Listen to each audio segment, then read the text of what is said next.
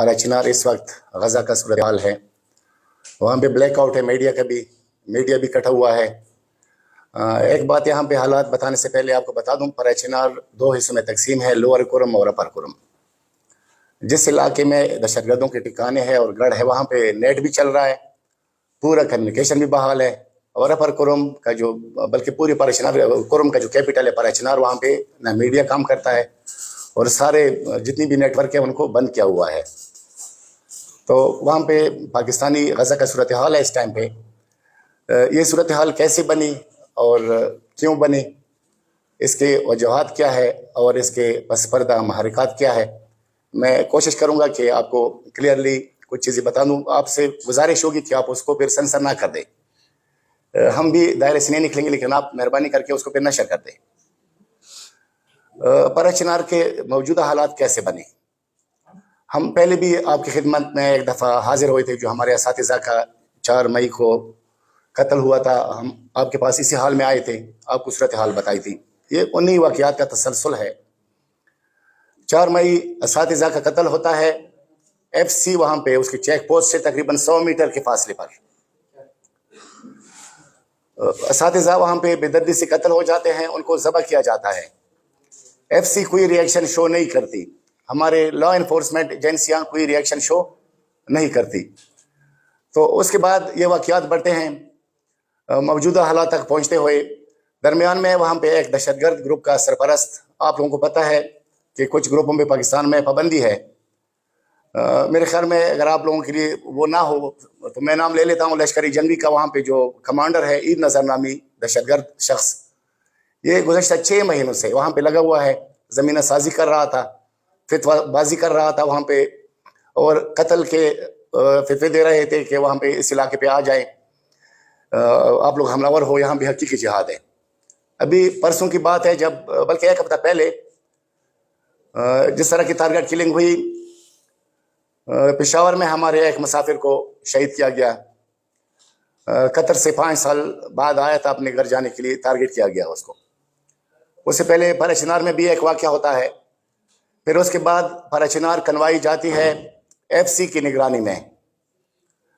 कन्वाई FC की निगरानी में जब चारखेल के मकाम पे पहुंचती है, तो उस कन्वाई पर ईद नज़र के दहशतगर्द और उसके साथ TTP वाले, लश्कर जंगी वाले और दाइश वाले वहाँ पे इस वक्त सारे जमा है। जितने भी दहशतगर्द है वहाँ पे जमा है। उनके दहशतगर्द उस कन्वाई पे हमला करते हैं, जिसमें कई अफराद शहीद हो जाते हैं और ख़वातीन और बच्चे जो है ना वो ज़ख्मी हो जाते हैं। और सितम बलाए सितम ये है कि पारा-चिनार का रास्ता ऊपर बंद है, उनको वापस टल लाया जाता है। शुहदा के डेड बॉडीज़ पूरी 24 घंटे वहाँ पे टल किले में पड़ी होती है। सवाल ये पैदा होता है कि FC की निगरानी में जो कन्वाई जा रही है, लोगों पे जब फायरिंग होती है तो FC की जिम्मेदारी है कि उस कन्वाई की हिफाजत करे, और अगर कोई दहशतगर्दी की वाक़यात हो तो उनकी रोकथाम करे, उनको जवाब दे। FC वालों पे तो ना कोई फायर हुई है, ना उनका कोई बंदा जख्मी हुआ है, ना इन लोगों ने रिटालिएट किया है। ये स्टेट की मजरिमाना गफलत है और इसका हम जवाब मांगते हैं। हमारे वहाँ पे मरकजी सतह पे भी ये सवाल उठाया गया, जिरगी में भी, कि हमें अमन जंगों से पहले आप हमें ये जवाब दें, आपने अपनी जिम्मेदारी क्यों पूरी नहीं की? आपकी मौजूदगी में कैसे हमारे अफराद कत्ल हो गए? पहले आपके 100 मीटर चेक पोस्ट के पास हमारे असातिज़ा को ज़बह किया जाता है, आप हरकत में नहीं आते। अब आपकी निगरानी में जाने वाले काफिले पे हमला होता है, अफराद को शहीद किया जाता है और ज़ख्मी किया जाता है, आप हरकत में नहीं आते। हमारे टैक्सों पे पलने वाले, आखिर आपका वहाँ पे फंक्शन क्या है? अगर आप हमें हिफाजत नहीं दे सकते तो आप वहाँ पे कर क्या रहे हैं? इस दौरान में पेशावर में, कोहाट में, मुख्तलिफ इलाकों में ईद नज़र नामी शख्स तमाम दहशतगर्दों को जमा करके जिहाद के फितवे देता है और कहता है कि जिन लोगों को फ़लस्तीन जाने का शौक़ है तो वो लोग आ जाए, पारा-चिनार में हकीकी जिहाद है, आप लोग अपना शौक़ यहाँ पूरा करें, फ़लस्तीन जाने के लिए आपकी ज़रूरत नहीं है। हज़ारों मिन शम्स है, पूरी दुनिया को मालूम है कि हमारे जो वहाँ पे मुदाफ़िन हरम के नाम से शाम में ज़ैनबियून का एक यूनिट था। वहाँ पे चूँकि हमारे तबरुकात है, हमारे लिए मुक़द्दसात है, बीबी ज़ैनब सलामुल्लाह अलैहा का और बीबी सकीना का वहाँ पे मज़ार है। जब दाइश ने वहाँ पे धमकियाँ दी कि हम इनको मस्मार करेंगे, तो हमारे जवान वहाँ पे मौजूद थे, ज़ैनबियून के नाम से लड़ रहे थे। अभी यहाँ पे प्रोपेगेंडा किया जा रहा है कि हमें ज़ैनबियून लड़ रहे हैं हमसे। हम सब ज़ैनबियून हैं, मैं ज़ैनबियून हूँ, मेरे साथ बैठा ये ज़ैनबियून है, ये है मेरा बेटा ज़ैनबियून है। میرا سارا خاندان زینبیوں ہے. جب مقدسات پہ بات آئے گی ہم نکلیں گے. اگر کوئی خانہ کعبہ کی طرف آنکھ اٹھائے گا آپ سب بھی زینبیوں ہیں. ہمارے کعبۃ اللہ ہے, ہم وہاں پہ اس کے لیے رخ کر کے عبادت کرتے ہیں. جب مدینہ منورہ پہ حملہ ہوتا ہے تو ہم سب زینبیوں ہیں. اس کا مطلب یہ نہیں کہ ہم دہشت گرد ہیں. اگر ہم اپنے مقدسات کے لیے ان کی حفاظت کے لیے آواز اٹھاتے ہیں تو پروپیگنڈا کیا جاتا ہے کہ پرہ چنار میں زینبیون لڑ رہے ہیں. پرہ چنار چاروں طرف سے دشمن کے نرغے میں ہے. اس طرف پورا جو بارڈر ایریا ہے وہاں پہ طالبان اور داعش ہے.